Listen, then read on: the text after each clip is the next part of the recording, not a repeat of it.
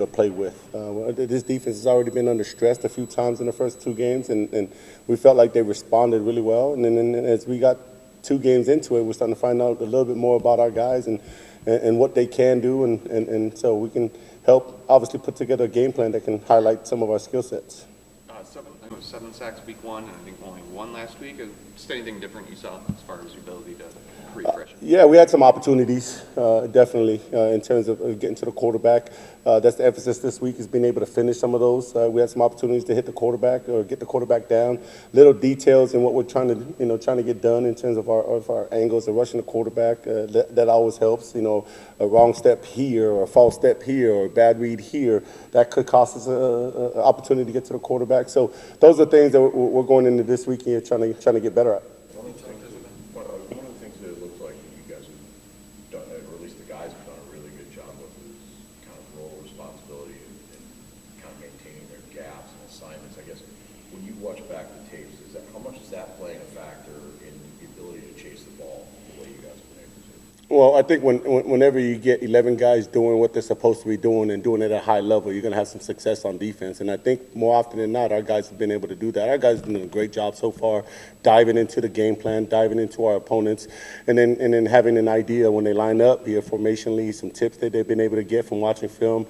Our staff's been able to put together a game plan that they can hang on to, and they've been able to execute the first two games. So that's always a good thing when the guys know what they're supposed to be doing, they're confident in what they're supposed to be doing, and then they do it full speed. More often than not, we're going to come out on top. When we talked to you in camp, you said you felt like you had a lot of guys you could play, but now that you've seen it in real action and you have played a lot of guys, I guess how rewarding is that? Is that what you envisioned, coming out of camp? Is it what sort of reaction have you seen? Yeah, and that's one thing I think we're fortunate to have now. We got a bunch of guys that can play here, play defensive line, and do what we're asking them to do in terms of giving us a chance to win ball games. So whenever you can play that many guys, man, I just think you become a better football team. You become a better unit. There's not one guy or a couple guys carrying the heavy load.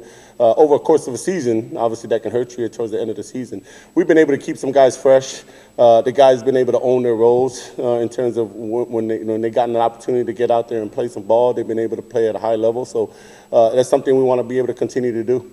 Did you see this coming from Ken Talley? He's had some really high-level snaps. Yeah, I mean, I think Ken has had a good camp. I think since we've been here, since spring ball and summer, he's given us a glimpse of what he can do as a football player, and I think he's done a nice job. Took a big step from camp, and then obviously given an opportunity the last couple of weeks, and he's taken full advantage of that opportunity. What did Alex do to win that starting job? Because I think a lot of people on the outside were a little surprised that we thought he'd play, but maybe not as a starter. You got a guy like Maverick who's been around and everything. Just what did Alex do to win that job? Well, I think, like when we go into a game, and this is kind of, we're in an incredible situation now. Like, I don't go in a game with two starters.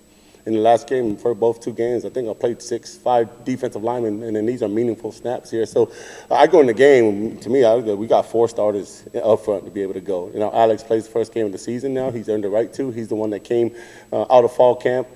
We felt like as a guy that had a little bit notch above the other guys in terms of where he stood in the room. But, man, we go in the game knowing we're going to play 4 or 5 guys. Mav's a great attribute. We got Jalen Satchel, who's played really good ball. We got Daquan Dallas, who's playing really good football right now. We got Ben Roberts and Ruquan, who's all been great additions to our team. Like one of those guys, like right now, and I was asked a question in the meeting room. It's like I don't have any lack of confidence if one goes out for the other. Those guys are working their tails off. They're competing with each other, not necessarily in the games, but in practice. Like these guys know that if they have a bad day, that could mean snaps for them, and so they take that seriously. Knowing the way the portal era is, when it was end of April, early May, did you envision that? No, not necessarily. We just that was kind of new to us. We've never really relied, especially me personally, relied on the portal as much as we did coming in. But obviously, we had to be able to fill some holes, and I thought we did a great job of our recruiting staff identifying the guys that we need. Our defensive staff kind of watching tape and getting a certain skill sets that we want to be able to come in here and add value to this defense and do what we're going to ask them to do. And I thought we hit home runs with each and every one of them. Is there the adjustment to that. I think I talked to someone yesterday, I think it was Stanton, and one of the things he said about the Oregon State program is that there wasn't, he looked at the portal numbers, you guys didn't have guys going into the portal. So when it's adjusting on the fly as a coaching staff to something new like that, how do you guys approach that? Like the identification of guys to fit? We just, and for us, it's like we just be able to watch tape, and you know, we had some holes that we needed to fill after spring ball going into summer, and we felt like there was guys available in the portal that we were able to look at, and we just be able to, you know, not necessarily just what we saw on tape, but what people said about them, going back and doing their homework and getting to know them a little more than just watching them on tape to be able to see if they're a right fit for us. I know there's been a big thing through 2 weeks. One week it was one side mostly, 1 week is the next side. Just internally, how do you guys sort of address those? Like, how are guys held accountable, I guess, if they, are they doing extra laps or something, up, downs, or things like that, or is it just talking to them, showing them the film? Just I think the one thing we got going right now is we got a bunch of guys that care. And so when they got a penalty there, yeah, we do some stuff that they do, and obviously we keep it internally, but nobody hurts more than that guy. Because I do think, like, hey, that penalty, they feel like they've hurt the team in that instance now. Now, a lot of those penalties now, or penalties we've gotten are a technique issue or lack of focus or one way or the other. So those are all fixable things that guy's, again, I don't necessarily see us same guys doing the same penalties over and over. So these guys care about what they do, and obviously if they're the ones responsible for the penalty, like I said, they hurt more than anybody else. I think I do think that this team cares for each other. I think they've grown together, and so that means something when they're the one that cost the team yards. Are you seeing that togetherness when you talk about like some adversity, the defensive scene? I mean, you guys got to have 3 stops against Florida Atlantic. You get them. You guys come back at Maryland. Like, are you seeing some of that connectivity play itself out on the field? Yeah, I think our guys done a great job. From fall camp, that was an emphasis with Coach Smith in terms of what we wanted to be able to. I mean, when you have that many new guys and their new staff and trying to build a team, it was deliberate on our part and Coach Smith putting together a plan to be able for us to get to know our team, our teammates. These guys knowing from coach to player, player to coach, from player to player, and then coach to coach. I mean, even the staff here, there's some new guys that we haven't been together with for a very long time. So just being around each other for the long period of time, and then having some activities drawn in there to where, hey, they get to really know us. I think that's helped. I think our guys hanging out with each other a little bit more because they know each other a little more. I think they took a big step. And so we've said this in fall camp, and Coach Smith kind of brought it to us when we first got here. He said that the more connected we are, the more committed we are, and I think that we're starting to see that play. We still got a lot of work to do in terms of guys getting to know each other, but I think we're heading in the right direction. How do you use this week in particular? I mean, you go from a conference game to an FCS game. Is there any difference in how you want to use your guys, and what do you use the biggest focus? For us, our approach is that this is another opportunity to put our best football out there. There's some mistakes that was made from game 1. Hopefully, I think we got some of those mistakes corrected, and guys got better in game 2. Now some mistakes that we made in game 2. Now it's going another opportunity to, game 3 to give us to make things right. And for us is we want to be able to play our best football at the end of the year, and the only way to do that is continue to correct and improve our mistakes. So no matter, we talk about a faceless opponent a lot of the times, because for us, we talk and we harp on our guys about mastering our fundamentals, and our fundamentals is going to win no matter what happens now. So our approach is going to be the same every week. We got a new team that we're going to play, but our preparation is going to be the same. Obviously, the scouting report looks a little bit different. The personnel looks a little different. But in terms of our approach, guys are going to show up, and they've done a good job so far. Does the dial-in factor become a real concern? Just making sure that guys know, hey, this is a team that can come up and fight. Then when you show them like what Northern. Yeah, Coach Smith said this on our team meeting on Tuesday morning, and he says it every week, is that we respect all, fear none, and the way we respect our opponents is that we prepare for them.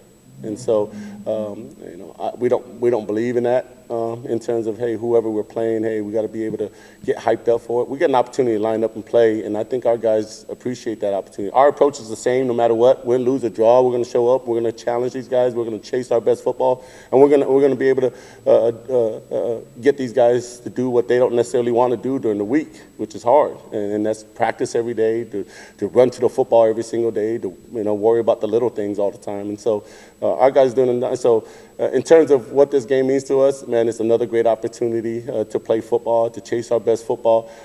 We got an opponent that's coming in, and obviously we're going to pay our respect by preparing for them.